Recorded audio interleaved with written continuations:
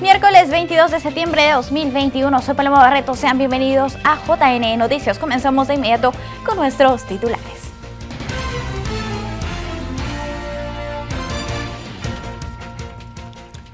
JNE conmemora hoy instalación del primer pleno jurisdiccional de 1931. Ente Electoral reporta 34 incidencias registradas en proceso de revocatoria hasta el momento. JNE fiscaliza proceso de capacitación de la OMPE a miembros de mesa con miras a revocatoria.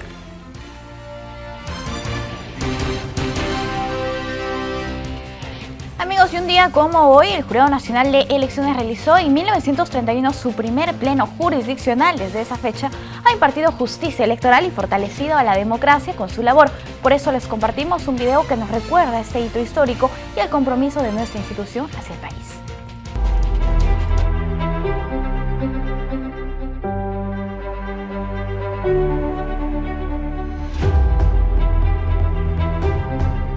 Primera vez, el 22 de septiembre de 1931 a las 6 de la tarde, se instaló el Pleno del Jurado Nacional de Elecciones. El primer pleno se instaló en el local del Senado, que es donde actualmente funciona el Museo del Congreso y de la Inquisición. Y estuvo presidido por el doctor Araujo Álvarez. Fue el primer presidente, don Ernesto Araujo Álvarez, y el primer pleno estuvo conformado teniendo como miembros a los señores Maxi González Olaechea, Leandro Pareja, Ricardo Rivadeneira, Ernesto Flores, Humberto Garrido Leca y Nicanor Hurtado. Y fue el primer secretario de ese primer pleno, don Eloy Espinosa. Es decir, que el 22 de septiembre de cada año recordamos la instalación de un organismo electoral que con carácter permanente se convirtió en el líder de las instituciones de su naturaleza aquí en América. Don Ernesto Araujo Álvarez era un magistrado, juez de la Corte Suprema de Lima, y a él, de acuerdo al estatuto, le tocó presidir. El estatuto electoral normaba el desarrollo de la organización de los procesos electorales, la conformación del Jurado Nacional de Elecciones, asimismo la conformación de las oficinas que iba a tener el jurado a nivel departamental y a nivel provincial. Daban las pautas para evitar una serie de vicios que eran una característica común en los procesos electorales anteriores, de manera que la ciudadanía aplaudió que al fin se iban a terminar una serie de vicios de que adolecía cada proceso electoral. Este estatuto, como dije hace un momento, colocó al Perú a la vanguardia de la dinámica y organización de los procesos electorales. ¿Por qué es importante conocer la historia de nuestro país? La memoria histórica es muy importante ahora que nos acercamos al bicentenario de la independencia del Perú, porque una sociedad puede afirmarse mejor, evaluar mejor su itinerario si es que tiene un reconocimiento pleno de su pasado. Por ello, decimos que en 1931, con el establecimiento del Jurado Nacional de Elecciones, se dio un salto de naturaleza y calidad en la democracia peruana. En la actualidad, la máxima autoridad del Jurado Nacional de Elecciones es el Pleno, que está integrado por 5 miembros elegidos en diferentes instancias. Uno por la Sala Plena de la Corte Suprema de Justicia de la República, uno por la Junta de Fiscales Supremos, uno por el Colegio de Abogados de Lima, uno por los decanos de las facultades de Derecho de las universidades públicas y uno por los decanos de las facultades de Derecho de las universidades privadas. La conformación colegiada y la forma de elección del Pleno garantizan la independencia e imparcialidad en la toma de decisiones de cada uno de sus miembros. 34 incidencias electorales se han presentado en el marco de la consulta popular de revocatoria. Resaltan 22 referidas específicamente a la organización del proceso. Como en todo proceso electoral, el Jurado Nacional de Elecciones despliega a nivel nacional fiscalizadores para supervisar todos los momentos del mismo. En ese sentido, los fiscalizadores trabajan en conjunto con la Central de Operaciones del Proceso Electoral, enviando información sobre las posibles incidencias que puedan ocurrir en la presente consulta popular de revocatoria, y en la cual hasta el momento han registrado 34 incidencias, de las cuales 22 se refieren a organización del proceso electoral, 10 a propaganda electoral y 2 de publicidad estatal.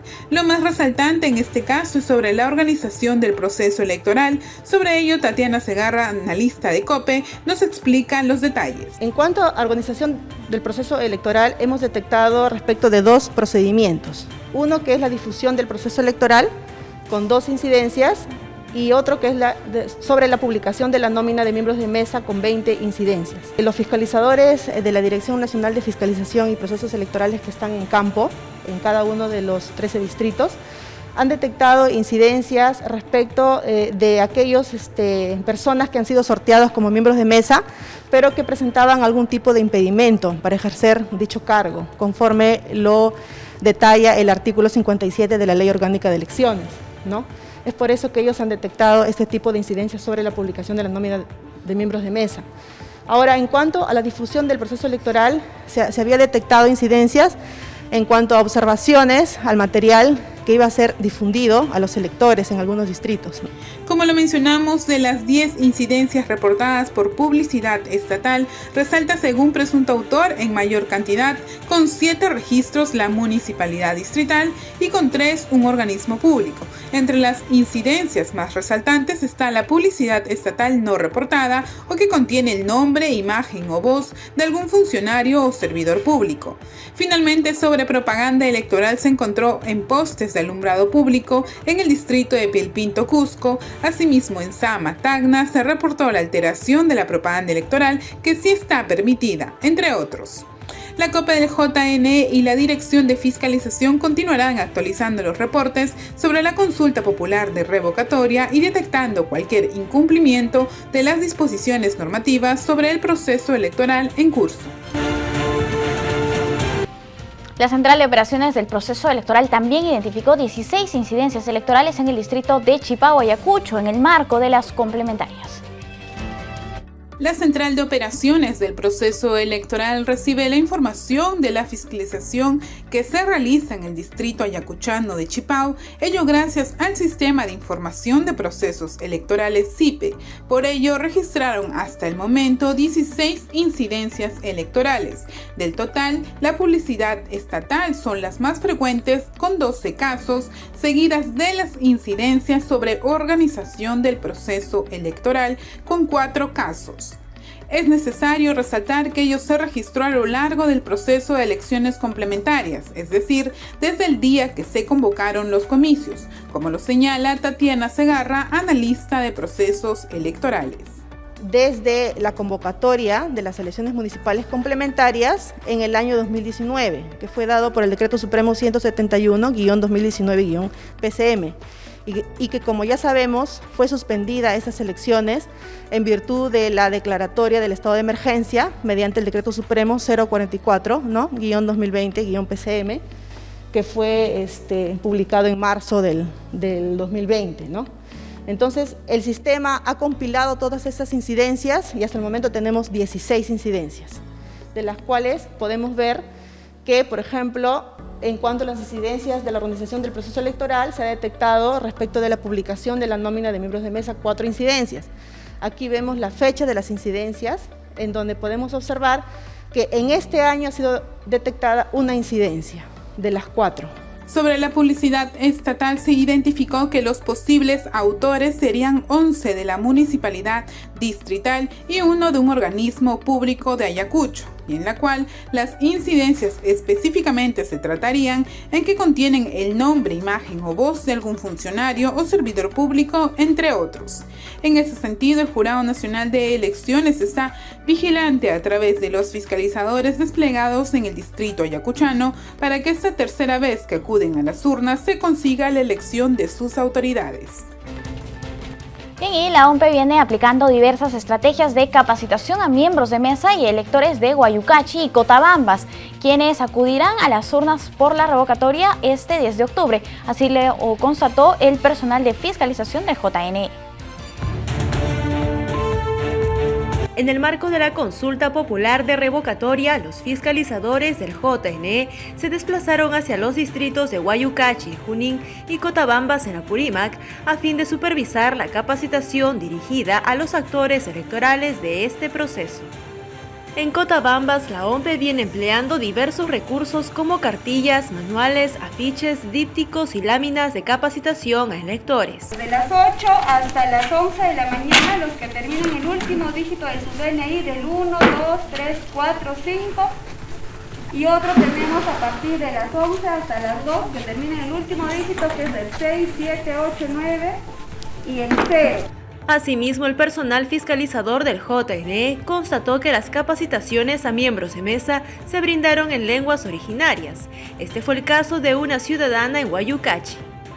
Imagina mantay, no que jamusiani ompemanta jamusiani mantay que casan ompemanta.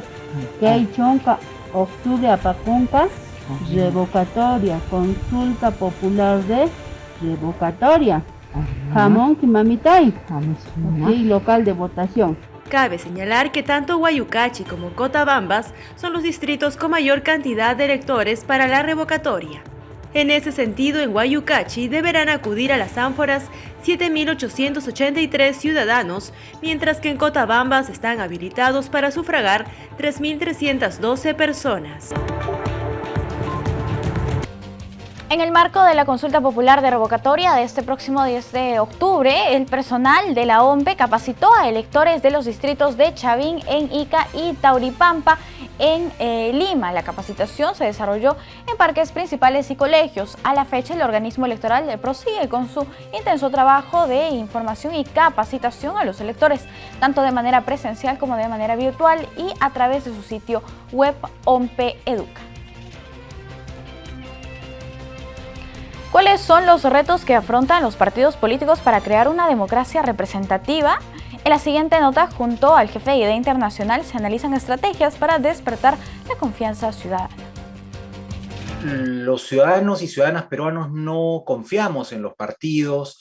Los partidos están entre las instituciones que menos confianza despiertan. Perú está a la vanguardia en una democracia poco representativa, según dijo Percy Medina, jefe de IDEA Internacional. El problema radica en una serie de factores que generan desconfianza hacia los partidos políticos. Para revertir esta situación, Medina aconseja recoger las necesidades de la población. Uno de los principales retos es transformar el sistema de partidos, es transformar el Congreso, es generar condiciones para que la gente se identifique mejor con la democracia a partir justamente de sentir que sus demandas y sus necesidades están siendo recogidas por el aparato político y están siendo tramitadas. En otro momento, Medina planteó crear en los partidos políticos nuevas formas de militancia con el empleo de la tecnología. Los partidos mantienen las viejas formas de la militancia y un poco la estructura de los comités, las células, en fin, cosas que hoy ya no son funcionales. Habría que pensar las cosas de manera diferente, utilizando la tecnología, generando más canales de interacción entre el aparato partidario y sus afiliados. También destacó atender la democracia interna de las organizaciones. En este aspecto, recuerda Medina, en el último proceso electoral, solo 3 partidos eligieron a sus candidatos a partir de elecciones competitivas. Y ni hablemos de inclusividad. Los partidos son muy poco inclusivos de la diversidad, incorporan desigualmente a las mujeres, ¿no?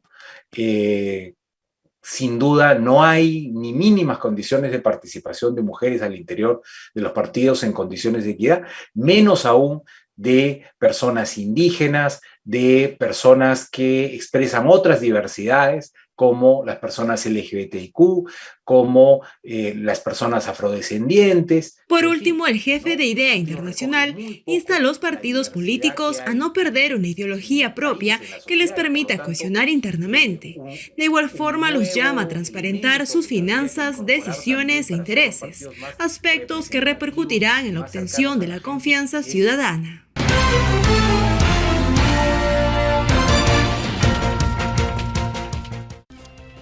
Amigos, vamos a conversar sobre la reforma política, balance normativo y aplicación para las elecciones regionales y municipales 2022. Nos encontramos ya conectados con Alexandra Marayano. Ella es asesora de presidencia del Jurado Nacional de Elecciones. Para nosotros es un gusto darle la bienvenida. ¿Cómo está? Muy buenos días. Bienvenida. Buenos días, muchas gracias por la invitación. No, usted las gracias por acompañarnos. Ya falta poco, el sistema electoral se viene preparando y realizando acciones con miras a las elecciones regionales y municipales 2022. Sin embargo, es importante tener las reglas claras de juego y con esto me refiero a la normativa electoral. ¿Aún se pueden hacer modificaciones?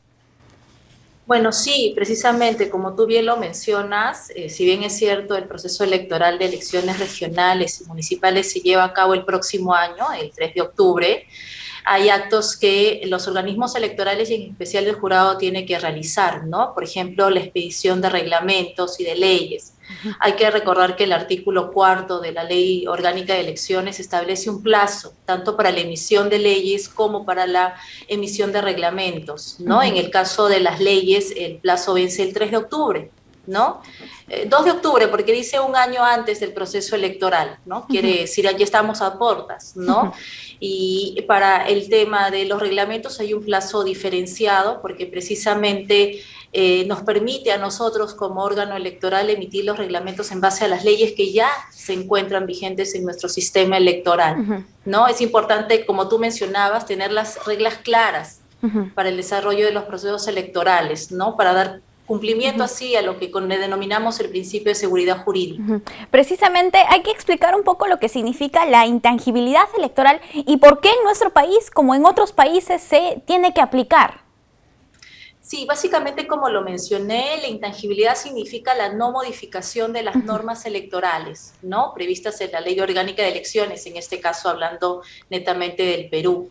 Eso básicamente coincide con el principio de seguridad jurídica que buscamos, es decir, que los actores políticos tengan conocimiento previo de las reglas que van a elegir el desarrollo de un proceso electoral. Y cuando hablamos de actores políticos nos referimos no solamente a los organismos electorales, sino también, por ejemplo, a las organizaciones políticas, a los candidatos, a los ciudadanos, de saber en qué momento tienen que renunciar a una determinada organización política, en qué momento tienen que presentar sus candidaturas, qué clase de requisitos tienen que cumplir. Es una serie de gamas de reglas, ¿no?, que la ciudadanía en general y los actores políticos debemos conocer con antelación. Bien, desde el Congreso de la República se ha intentado hacer unas modificaciones, ¿no?, recientemente, las cuales han sido rechazadas en el pleno del mismo. Sin embargo, todavía se pueden presentar otras modificaciones. En ese sentido, el Jurado Nacional de Elecciones se ha pronunciado. ¿Qué es lo que ha dicho en cuanto a estos proyectos de ley? En realidad, oficialmente, el Congreso, en realidad la Comisión de Constitución y Reglamento del Congreso nos remitió dos proyectos de ley para opinión, que es el 113 y el 128, que básicamente lo que tenían en común es precisamente la modificación de estos plazos para emitir las leyes y las reglas y otros temas que tienen que ver obviamente con temas electorales, ¿no? Por ejemplo, la eliminación de las PASO, cantidad de afiliados. El jurado ya ha emitido a través de informes la opinión correspondiente, ¿no?, a la Comisión de Constitución respecto a dos proyectos que, bueno, que como tú bien lo mencionas, estaban incluidos en un dictamen en mayoría que fue rechazado en el Pleno del Congreso y se acogió un dictamen en minoría.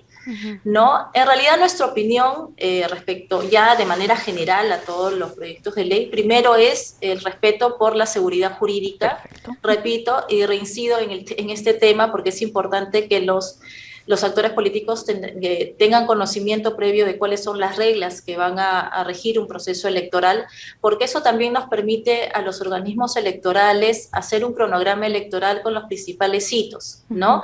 Y poder reglamentar precisamente esas leyes que se van a emitir.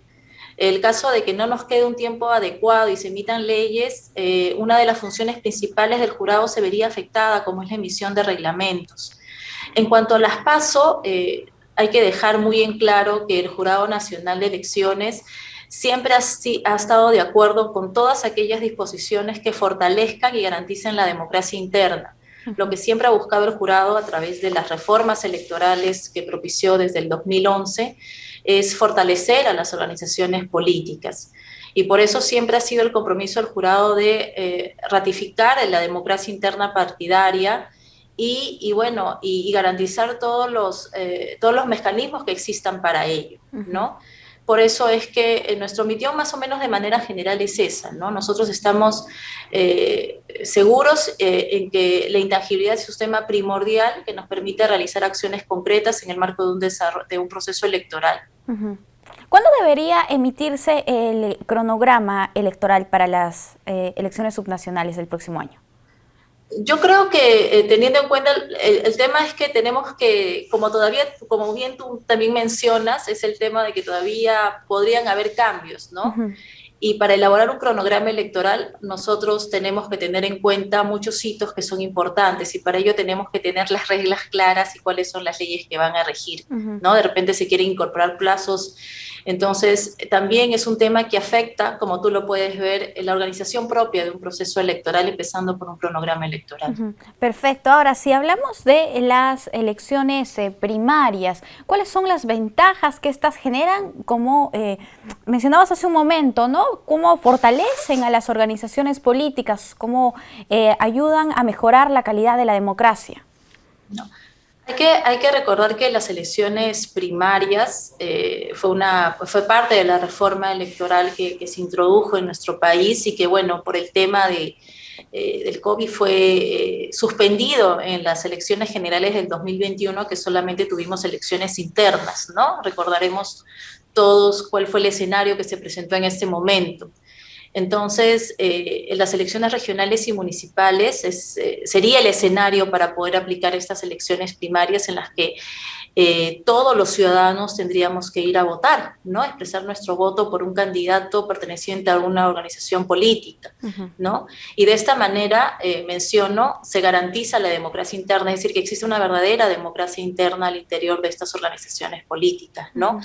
Y como lo repito, ¿no? Es un tema que el jurado siempre ha tratado de fortalecer, ¿no? Por eso es la importancia de estas elecciones primarias, no solo en el marco de unas elecciones regionales y municipales, sino también de unas elecciones generales de repente próximas, ¿no?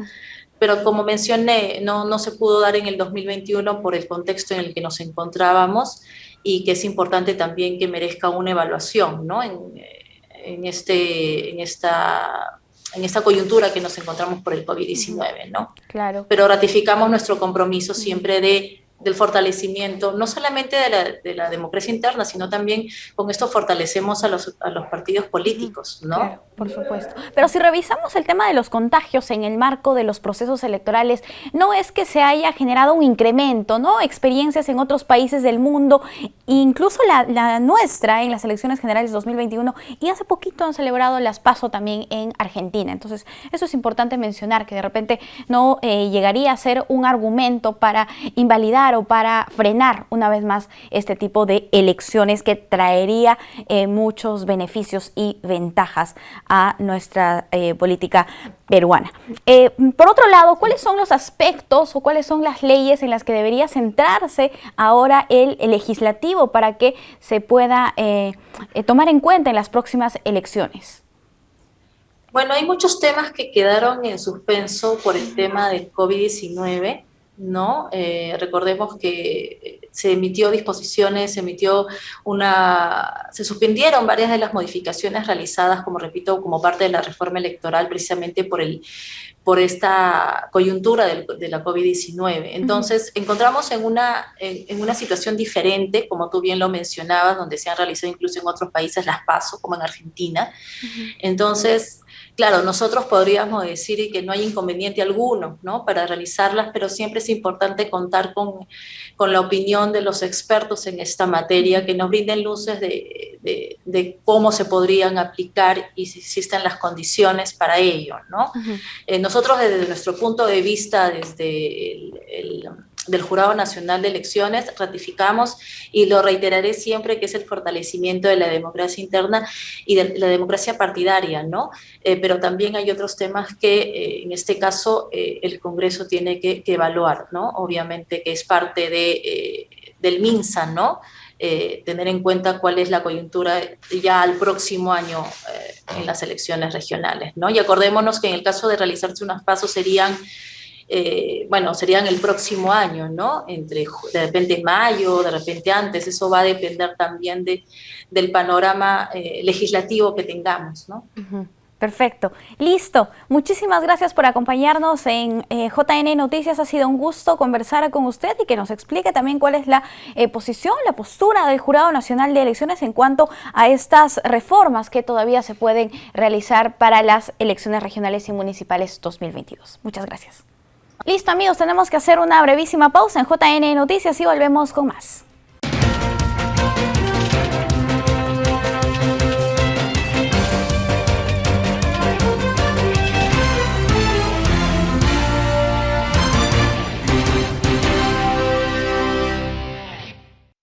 Estamos de vuelta. En la siguiente nota les contamos que nuestro canal aliado Gaceta Ucayalina lanzó su nueva plataforma de streaming Gaceta Perú TV, en la cual se transmitirá todo el contenido electoral de JNTV.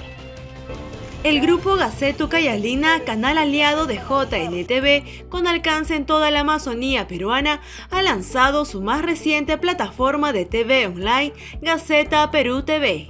El 15 de agosto hemos lanzado un nuevo medio de comunicación adherido también a Gaceta Ucayalina, pues Gaceta Perú TV, donde nosotros vamos a informar, a tener información, noticias de todo el Perú y a nivel mundial también. Gaceta Ucayalina lleva 14 años de trayectoria, informando todo el acontecer político, cultural y educativo, con alcance a otras ciudades del país como Tacna, Arequipa, Chiclayo, Trujillo y Tumbes.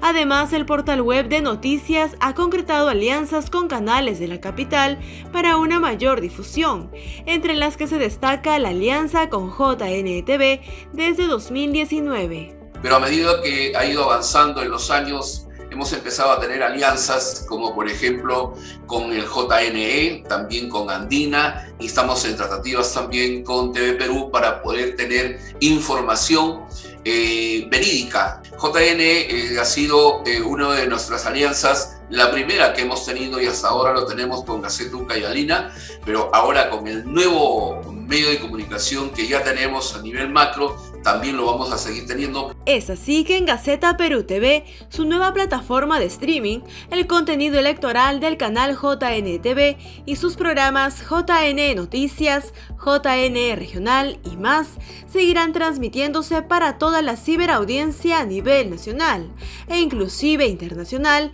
por las alianzas que sigue promoviendo la Gaceta Amazónica. A nivel internacional también ya nos conocen, ¿no? Por ejemplo, la BBC de Londres, también somos referentes de ese medio internacional porque siempre también nos llaman y nos acogen algunas notas que nosotros tenemos dentro de nuestro portal. Estábamos en tratativas inclusive con RT también de Rusia para poder tener información de ellos. El canal aliado de JNTV, Gaceta Ucayalina, sigue creciendo y su director José Montalvo invita a más medios e instituciones a sumarse al trabajo periodístico que por 14 años viene liderando. Ya estamos invitando a colaboradores de todas las regiones para que puedan participar en esta ventana de mucha importancia y por supuesto también darles una ventana a aquellos chicos que de repente recién están saliendo de algunas universidades, en lo que es en ciencia de la comunicación. Y con el propósito de fomentar la participación efectiva de la comunidad LGTBI en elecciones regionales y municipales 2022, el Jurado Nacional de Elecciones inauguró la Escuela de Formación Política Empodera. El Jurado Nacional de Elecciones inició el 20 de septiembre la Escuela de Formación LGBTI Empodera, cuyo propósito es fortalecer las capacidades de sus participantes para posicionar perfiles políticos en defensa de los derechos humanos de lesbianas, gays, bisexuales, transexuales e intersexuales, en el contexto de las elecciones regionales y municipales 2022. Durante la inauguración de dicho programa, Milagros Suito, directora de Educación y Formación Cívica Ciudadana del Jurado Nacional de Elecciones, destacó la importancia de este tipo de iniciativas. Es importante, ¿no?, que sigamos haciendo estos esfuerzos de promoción, de generar conocimiento, de generar alianzas y redes para ir cambiando, ¿no?, y ir superando estas barreras también, no solo legales que existen alrededor de la participación política LGTBI, sino también de estas barreras culturales.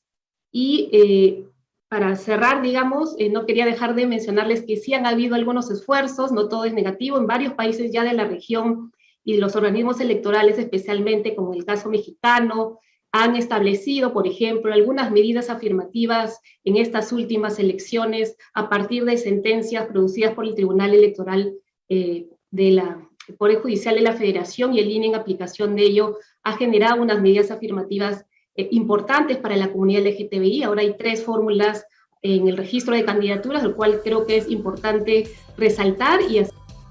En el evento participaron congresistas, periodistas y representantes de la comunidad LGTBI. Estas capacitaciones brindarán elementos necesarios para una participación política y social efectiva de las personas LGBTI, buscando fortalecer sus capacidades mediante el uso de herramientas transversales en seguridad, organización, participación y liderazgo, incidencia política y vocería. Todos los participantes son mayores de edad, líderes de organizaciones políticas o sociales, con interés en fortalecer su perfil político.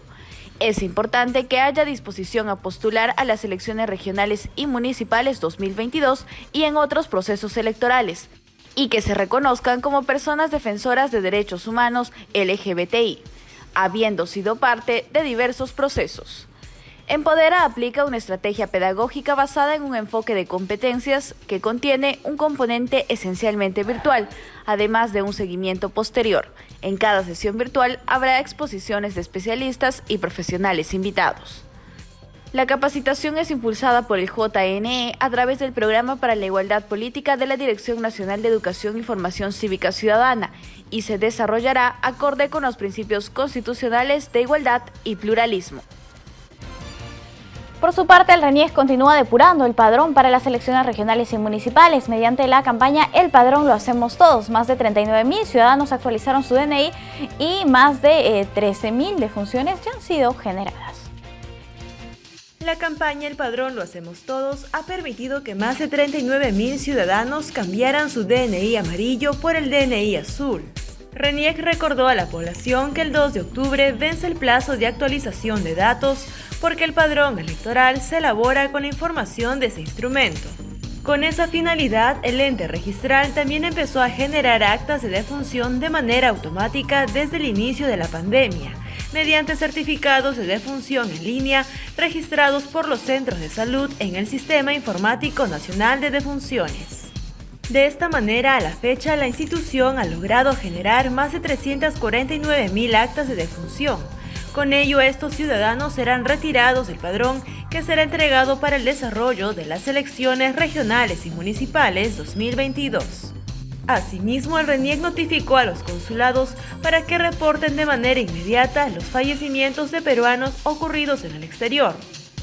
Según el informe entregado, se tiene el registro de 5.500 actas de defunción provenientes del extranjero.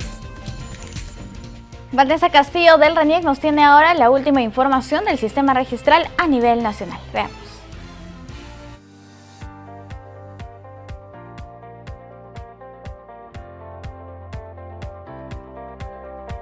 Hola amigos, bienvenidos a la central informativa del RENIEC. Estos son nuestros titulares. Nueva sede en Huánuco atiende a población vulnerable.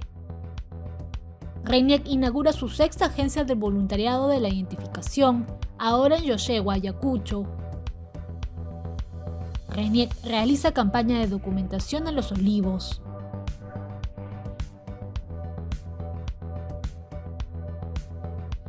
Desde el 15 de septiembre, RENIEC Huánuco puso al servicio de la ciudadanía un nuevo punto de atención especial. Esta oficina tiene la misión de documentar a menores de edad, mujeres embarazadas, adultos mayores, así como diferentes casos sociales en la región. La finalidad ha sido descongestionar la atención de la oficina que se encuentra ubicada en Girón 28 de Julio. Entonces, esta atención ha sido descentralizada, ¿no? Y todas las atenciones son sin previa cita. Este local, ubicado en Girón Mayro 495, atiende todos los trámites referentes al DNI, así como otros servicios de RENIEC, con el cual los ciudadanos pueden acceder plenamente a los programas sociales que ofrece el Estado. Esta iniciativa responde a la Ley número 286/83, que respalda la atención preferencial de estos grupos sociales. A la fecha se viene respondiendo a la demanda de la población con gran éxito. El día miércoles nosotros hemos realizado un total de 30 atenciones de menores de edad y hemos atendido 30 personas adultos mayores, ¿no? De las cuales 2 personas son con habilidades especiales.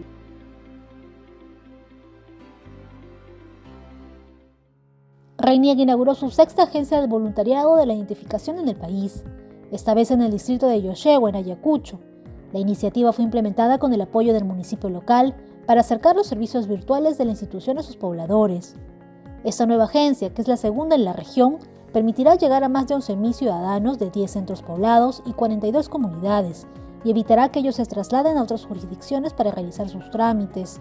Muchísimas gracias por esta oficina que nos está dando quizás un alivio al distrito de Yoshegua para que todos nuestros hermanos ya no tengan esa dificultad de salir a la provincia de Huanta, a la región, a otros distritos para hacer su cambio, su trámite correspondiente. Inscripciones de nacimiento, duplicados de DNI o rectificaciones son algunos de los servicios a los que podrán acceder estos habitantes. Así, RENIEC sigue garantizando el derecho a la identificación de más ciudadanos. Actualmente, nosotros seguimos realizando nuestras gestiones con diversos municipios locales para que se sumen a esta importante campaña que busca servir sobre todo a nuestra población, a nuestra comunidad. Para acercar los servicios de RENIEC a los vecinos de Los Olivos, la institución realizó una campaña de documentación en este distrito. En esta jornada se atendieron inscripciones y trámites de DNI para personas con discapacidad, adultos mayores y niños. Tengo 2 niñas, también la mayor de mi niña es también con discapacidad. No estoy trabajando, no tengo las posibilidades para cambiar mi DNI. Elizabeth no puede caminar con facilidad. Día a día lucha contra las secuelas de la poliomielitis. Gracias a RENIEC logrará que su DNI consigne su condición de discapacidad. Ello le permitirá acceder a los servicios médicos del Estado. Mi mami tiene psicosis orgánica y mi niño tiene un leve retardo y no los puedo dejar de trabajar por atenderlos a ellos, no los puedo tener en casa, llevarlos a ningún lado. Tiene la mirada perdida, vive desconectada de la realidad. Fanny tiene 74 años y padece de una enfermedad mental que se va apoderando de su vida. Acompañada de su hija, pudo renovar su documento para recibir el tratamiento médico que tanto necesita. Al igual que Elizabeth y Fanny, muchos ciudadanos acuden a esas campañas de RENIEC que facilitan su identificación. Estas iniciativas se replican en todo el país para llegar a más peruanos. Hemos estado en Pachacútec, hemos estado en Ancón, Pueblo Libre. La idea es llevar a RENIEC a los lugares más cercanos para las personas, ¿no? Para que puedan orientarse, resolver sus dudas más que nada, ¿no?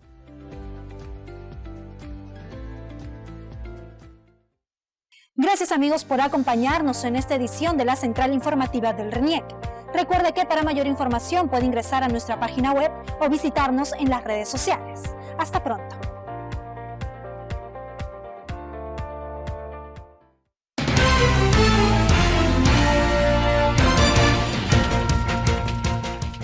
Amigos, les contamos que Democracia Digital lanza el libro Tecnologías Digitales y Elecciones en el Perú. Hoy nos encontramos con la directora de esta organización, Elaine Ford. ¿Cómo está? Bienvenida. Muy buenos días. Gracias por aceptar la invitación. Hola, muchísimas gracias. Un honor, por supuesto, estar acá y compartir con ustedes este importante contenido sobre nuestra reciente publicación, Tecnologías Digitales y Elecciones en el Perú. Perfecto, coméntenos por favor más detalles de cómo se ha realizado, cómo ha sido la elaboración de este importante documento. Bueno, este trabajo recopila una serie de contenido que nosotros hemos venido elaborando en los últimos meses, en realidad yo te diría desde inicios de año. Nosotros estamos muy activos con distintas actividades, siempre promoviendo la democracia digital y en contextos electorales, pues, impulsamos otro tipo de iniciativas enfocadas a los partidos políticos, a los electores, a los candidatos, a los líderes, en fin, con distintos mensajes, ¿no?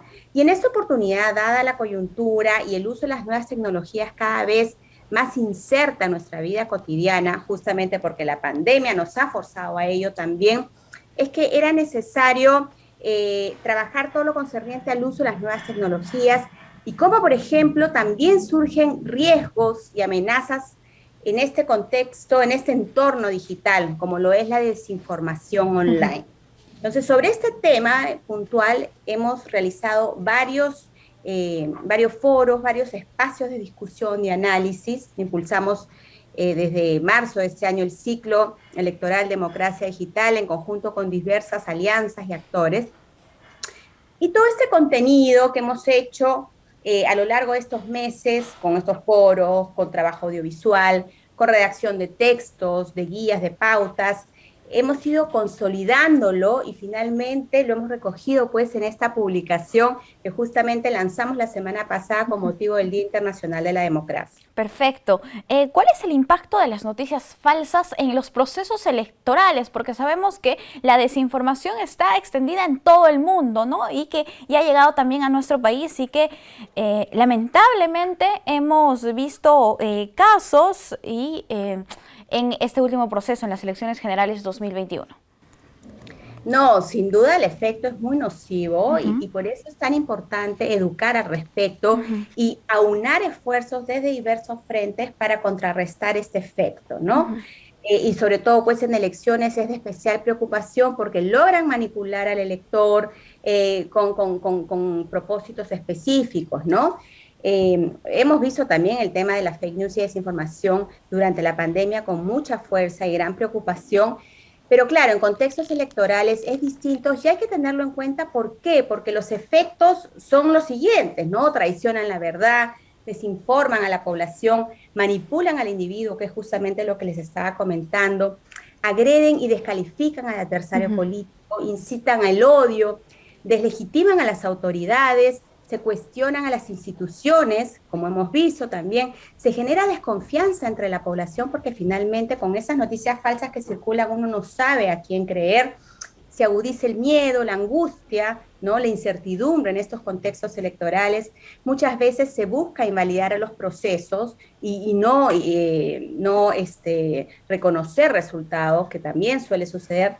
Se hiperpolariza a la población, que es una realidad que hemos visto con mucha fuerza por esta agresión que se ve en las redes y justamente con estas noticias falsas y estos discursos de odio que circulan con mucha fuerza.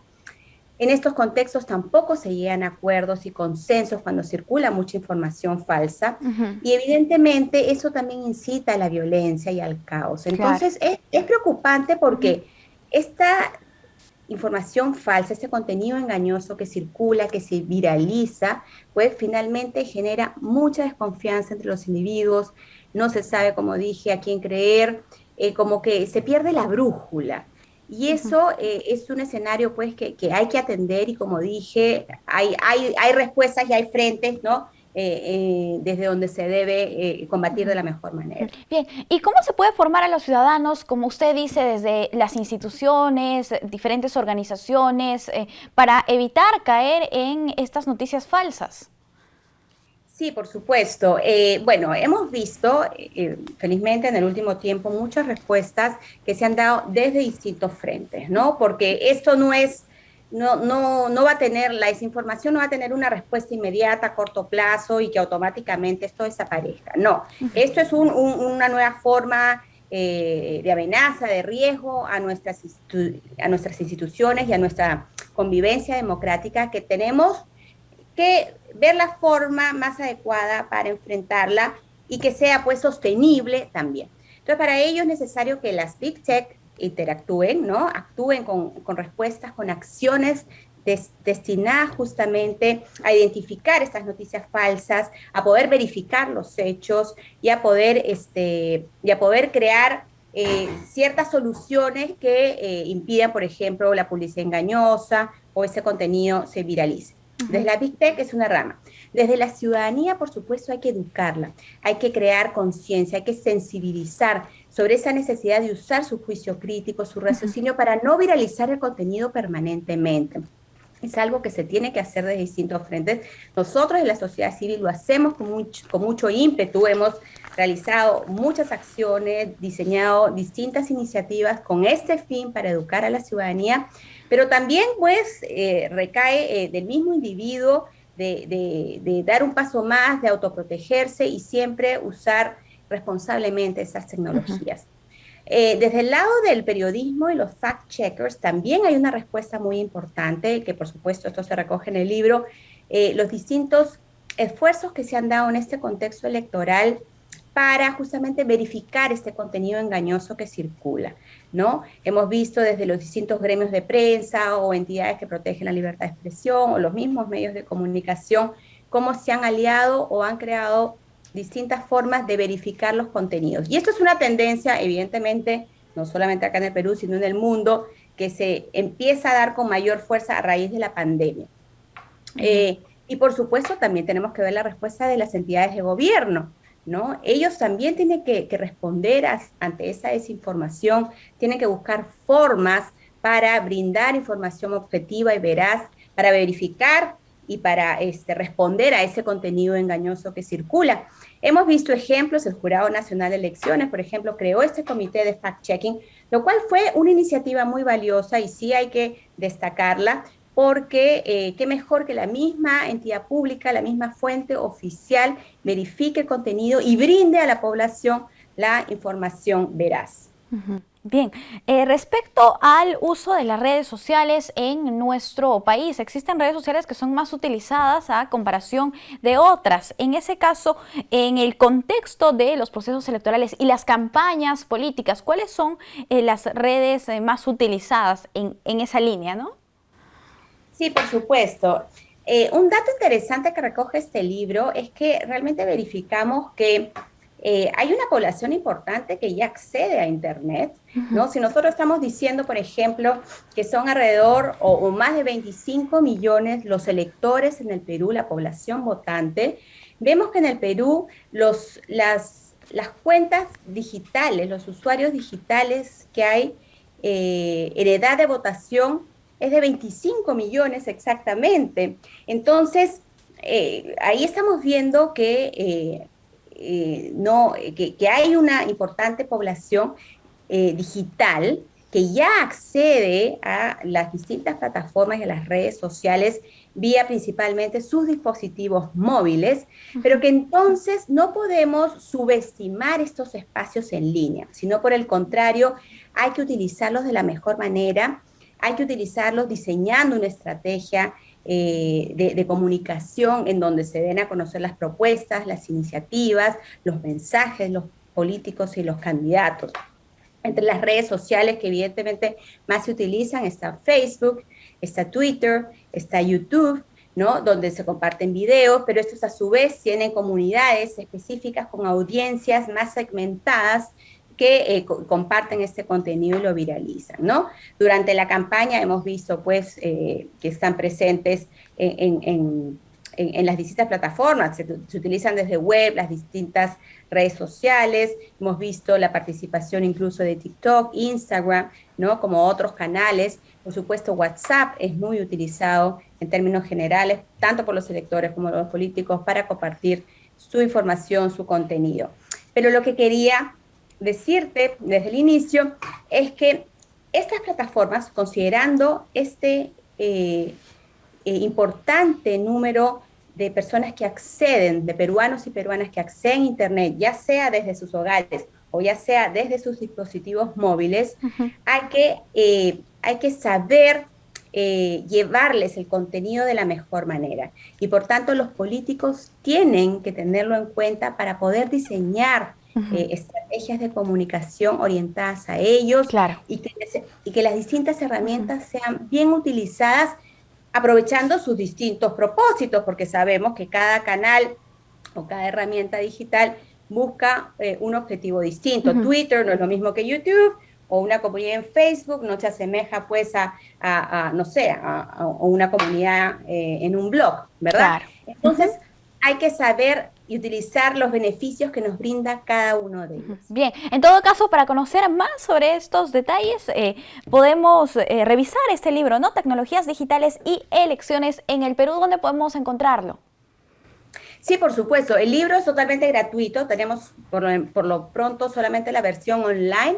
Está en nuestra plataforma web democraciadigital.pe/publicaciones. Ahí lo pueden descargar gratuitamente en la versión PDF online, ¿no? Desde sus computadoras o desde sus celulares. Democraciadigital.pe, que lo tengo ahí marcado. Perfecto, listo. Señora Ford, muchísimas gracias por acompañarnos. Ha sido un gusto conversar con usted. Igualmente, muchísimas gracias. Cuídense, hasta luego. Amigos, nosotros tenemos que hacer una pausa. Volvemos.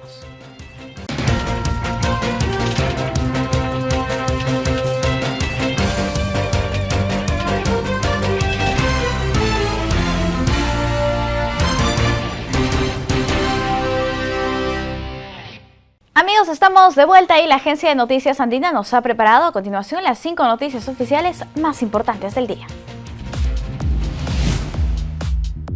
Bienvenidos, desde la agencia de noticias andina, estas son las 5 noticias del día.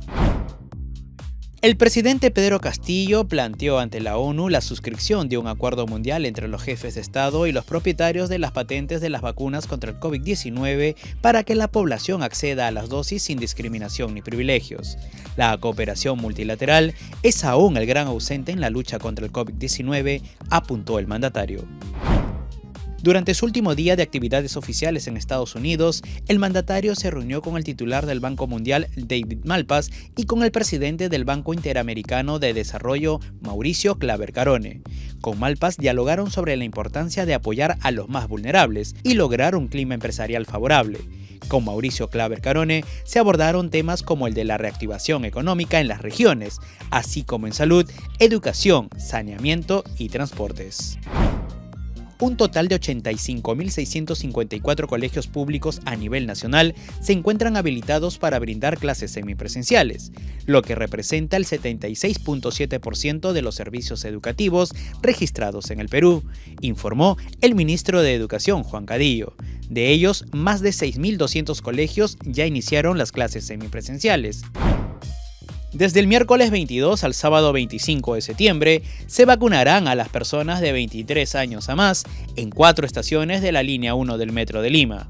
El MINSA indicó que el miércoles 22 será en la estación ubicada en la esquina del Jirón Solidaridad con la calle Los Diseñadores, en el distrito de Villa El Salvador. El jueves 23 en la estación Los Jardines en San Juan del Lurigancho. El viernes 24 en la estación Nicolás Arriola en La Victoria y el sábado 25 en la estación Gamarra. La atención será de 8 de la mañana a 4 de la tarde. En Oxapampa, región Pasco, un grupo de investigadores de la Pontificia Universidad Católica del Perú han encontrado y descrito por primera vez un tipo de orquídea en los alrededores del bosque de Soler, a la que han bautizado como la Maxillaria bicentenaria debido al color de sus pétalos rojo y blanco. Para mayor información, no se olviden de visitar andina.p. Le informamos también que agentes de la Policía Nacional del Perú y miembros de la Fiscalía de la Nación allanaron esta madrugada la vivienda del alcalde de Independencia, Yuri Pando Fernández, y de otros funcionarios de dicha comuna en el marco de un mega operativo contra delitos de corrupción de funcionarios. La acción es dirigida por el fiscal Walter Delgado Tovar y participan también agentes de la División de Investigación de Delitos de Alta Complejidad de la Policía Nacional. Junto con este inmueble del alcalde son intervenidas otras 5 viviendas en Lima Norte que pertenecen a funcionarios ediles acusados presuntamente por corrupción. Bien, por otro lado, el Tribunal Constitucional podría continuar sus funciones pese al lamentable fallecimiento del señor Carlos Ramos. Su titular, Marianela Ledesma, señala que mientras el ente cuente con 5 de sus 7 miembros, podrán continuar sus sesiones con normalidad. La presidenta del Tribunal Constitucional, Marianela Ledesma, precisó que el organismo mantiene el quórum necesario para continuar con sus funciones, tras expresar su pesar por el fallecimiento de su colega, el magistrado Carlos Ramos. Indicó que esta lamentable situación, el deceso del reconocido jurista, no afectará el funcionamiento del tribunal ni de los procesos pendientes de resolución en el colegiado. Explicó que de acuerdo a ley, el quórum para sesionar es de 5 magistrados como mínimo de un total de 7, con lo que aún quedan 6 magistrados para dar cumplimiento a este requisito. No obstante, instó al Congreso a que cumpla de una vez con su labor de elegir a los 6 magistrados que tienen mandato vencido en el Tribunal Constitucional. Amigos, llegamos al final del programa. Muchísimas gracias por acompañarnos. Nos reencontramos mañana, siempre aquí en el canal 516 de Movistar TV, en las redes sociales del Jurado Nacional de Elecciones y por la señal de nuestros canales aliados. Los dejamos con bellas imágenes de Amazonas.